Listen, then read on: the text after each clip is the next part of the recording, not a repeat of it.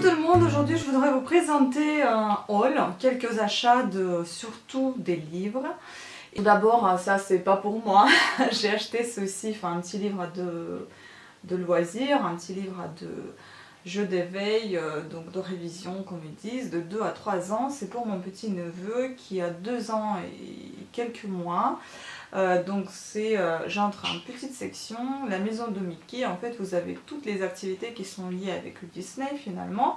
Donc là vous avez observation, graphisme, éveil et jeu. Donc à chaque fois voilà vous avez observé et mémorisé. Vous avez donc les filles avec les autocollants dont une fleur à chaque fille. Donc c'est à dire que là en fait vous allez voir chercher ici les autocollants et vous allez les coller là sur cette page. Enfin, je pense que tout le monde sait comment ça se passe. Donc là vous avez trouve les étoiles vertes, enfin des choses comme ça, trouve les étoiles bleues. Je pense que ça doit être sympa pour un petit. Puis là vous avez des petits tableaux à coller également. Vous allez ici dans les autocollants et vous collez dans les endroits vides. Il a coûté 4,95, c'est édition Hachette, donc j'apprends avec Disney.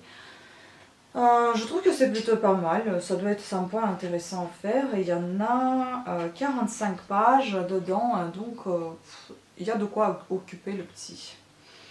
Après, parlons sérieux, je me suis acheté encore des livres. Vous allez me dire, mais tu les lis?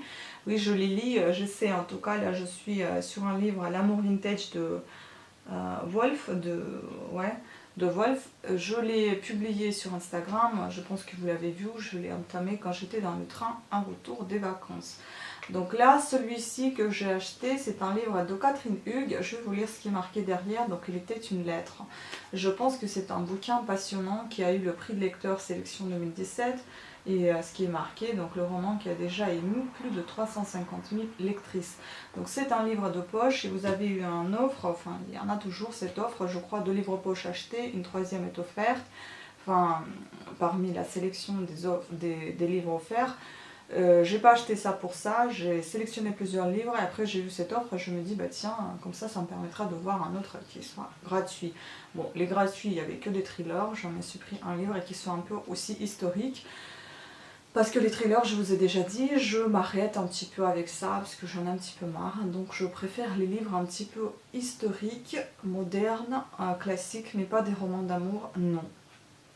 Donc on va lire ce qui est marqué derrière. Il a coûté il a coûté 7,60. Donc Manchester, 1973. Tina, secrétaire dans une compagnie d'assurance et bénévole dans une boutique caritative le samedi. Cette activité lui permet d'échapper quelques heures à Rick, son mari, violent et alcoolique. Alors qu'elle trie de vieux vêtements, elle découvre dans la poche d'une veste de costume une lettre jamais ouverte ni postée. C'est une demande en mariage datée de septembre 1939. Troublée, Tina décide de retrouver la destinataire de ce courrier. Chrissy pour le lui remettre. Une simple enveloppe peut-elle contenir la clé du bonheur? Et le chagrin d'une femme serait-il illuminer la vie d'une autre? À plusieurs décennies d'intervalle, 2 histoires d'amour brisées en plein vol, 2 destins de femmes au cœur meurtri. Bon, là c'est une histoire d'amour, hein, mais c'est pas un roman comme il y en a, les romans d'été, j'aime pas. Celui-ci, ça doit être sympa et passionnant, donc ça me donne envie de le lire. On verra bien ce que ça donne. Bon, restons dans les poches, hein, pour le moment. Après, donc il y avait un 2e poche, mais complètement différent de celui que je viens de vous évoquer. Celui-ci, il a coûté 7,10, absolument fabuleux, de Gérard Collard, France 5, ils en ont parlé donc. Oui, absolument fabuleux, Gérard Collard sur France 5. C'est le livre d'Aurélie Vallogne, Mémé dans les orties. Alors, ça doit être marrant, donc je l'ai pris pour changer un peu, parce que c'est vrai que ça faisait longtemps que je n'avais pas acheté des livres dans ce genre. On va voir ce que ça donne. Donc, je vais vous les résumer. Ferdinand Brand, 83 ans, solitaire, bougeon, acariâtre, certains diraient seul, aigri, méchant, s'ennuie à ne pas mourir. Son unique passe-temps, éviter une armada de voisines aux cheveux couleur pêche, lavande ou abricot. Son plus grand plaisir, rendre chèvre à la concierge Madame Suarez, qui joue les petits chefs dans la résidence. Mais lorsque sa chienne prend la poudre d'escampette, le vieil homme perd définitivement goût à la vie. Jusqu'au jour où une fillette jusqu'au jour où une fillette précoce et une mamie geek de 92 ans forcent littéralement sa porte et son cœur. Un livre drôle et rafraîchissant, bon pour le moral et une véritable cure de bonheur, cure de bonne humeur. Je sais pas, ça donne envie, et puis là ils disent que les lecteurs ont adoré aussi. Une belle leçon de vie de Sylvie R. Un très bon roman feel good à lire, Mike. C'est en fait les commentaires des lecteurs, donc c'est marqué une belle leçon de vie, donc Sylvie. Un très bon roman feel good à lire, Mike. Du pur bonheur de Valérie. Jubilatoire de Saint-Elmont. Des personnages attachants et hauts en couleur de Laetitia B. Donc voilà, j'ai envie de le lire aussi. Celui-ci il est tout petit, mais ça doit être bien marrant. Et puis là, je vois une image d'elle aussi, son nouveau roman, donc d'Aurélie Valogne, à découvrir, Nos adorables belles filles. Je ne sais pas si ça va être aussi marrant, comme elle le promet dans celui-ci, on verra bien. Donc déjà celui-ci en vue. Et donc troisième qui m'a été offert, justement que j'avais choisi, et bah pour ne pas choisir des thrillers échangés, comme je vous ai déjà dit, et bah j'ai pris Rose de Tatiana de René, que je n'ai jamais lu, mais je sais que c'est une écrivaine qui est assez connue, qui est très connue même, et ça m'a donné envie de lire son bouquin pour découvrir un petit peu cet auteur. Mais je pense qu'elle écrit quand même des romans d'amour, surtout. Mais bon, celui-ci, ça m'a paru, même si c'est un roman d'amour, pas roman d'été d'amour, série, voilà, mais roman d'amour historique, on va dire. Donc Paris, sous le Second Empire, les ambitieux travaux d'Haussmann détruisent des quartiers entiers, générant des milliers d'expropriations douloureuses. Loin de tumulte, Rose Baselet mène une vie paisible, au rythme de sa lecture du petit journal et de ses promenades au Luxembourg. Jusqu'au jour où elle reçoit la fatidique lettre du préfet, sa maison, située sur le tracé de boulevard Saint-Germain, doit être démolie. Liée par une promesse faite à son mari, elle ne peut se résoudre à partir.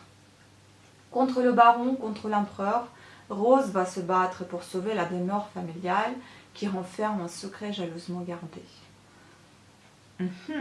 Je sais pas, ça donne envie. Donc le Parisien le Parisien de Pierre Vavasseur, portrait d'une âme pure, récit documenté d'une implaçable mutation, ce livre marie la sobriété de l'écriture aux élans de romantisme classique. Et donc Marie-Claire, les lettres tendres au charme délicat que Rose adresse à son défunt mari Récré, le vieux Paris, il nous serre le cœur. Je sais pas, ça donne envie. Et puis les deux derniers, donc c'est ceux-là. Aussi différents que les autres, c'est plus ou moins, oui, je vous ai dit que je n'aime pas les romans d'amour, mais pas des romans comme celui-ci, j'aime bien des romans un peu, voilà, enfin des livres un peu romantiques, amour, mais dans l'histoire, voilà, pas des séries comme on en voit des bouquins, je sais plus comment ça s'appelle en bleu, il y en a plein, vous avez, on dirait une série de télé, quoi, donc, sauf en livre, des tout petits romans, je n'aime pas ça, romans d'été, non. Donc Annie Barros, le secret de la manufacture de chaussettes inusables, par l'auteur de Cercle littéraire des amateurs d'épluchures de patates. Je ne connais pas le premier, mais celui-ci, ça m'a donné envie de le lire. Il a coûté 9,10 €, donc voilà. Été 1938, Lala Beck, jeune citadine fortunée, refuse le riche parti que son père lui a choisi et se voit contrainte, pour la première fois de sa vie, de travailler. Recrutée au sein d'une agence gouvernementale, elle se rend à Macédonia pour y écrire un livre de commande sur cette petite ville.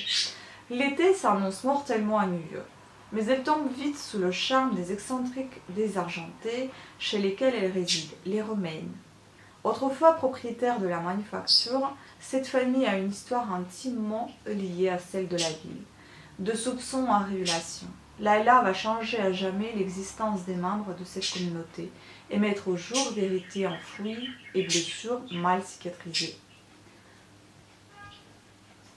Donc là, on écrit que Annie Barros nous revient avec un roman tout aussi délicieux, charmant et attachant que son célèbre cercle littéraire des amateurs d'épluchures de patates.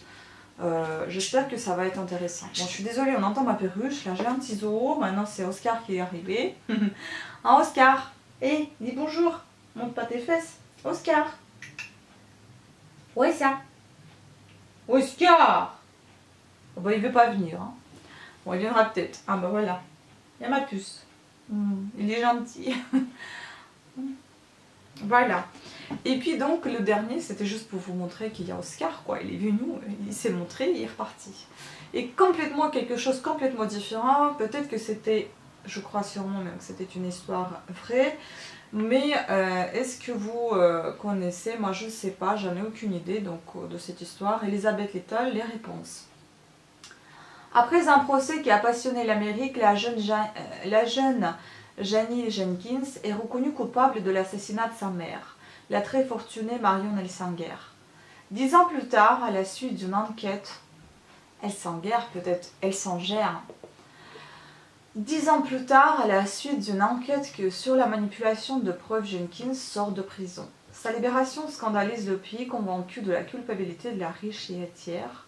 Janie est-elle coupable ou innocente? Elle-même n'en a pas la moindre idée. Trop ivre à la nuit du meurtre, elle n'a plus aucun souvenir de ses faits et gestes. Il ne lui reste en mémoire que les 2 derniers mots prononcés par sa mère, 2 mots mystérieux qui la conduiront à trouver ses réponses dans une petite ville de Middle West.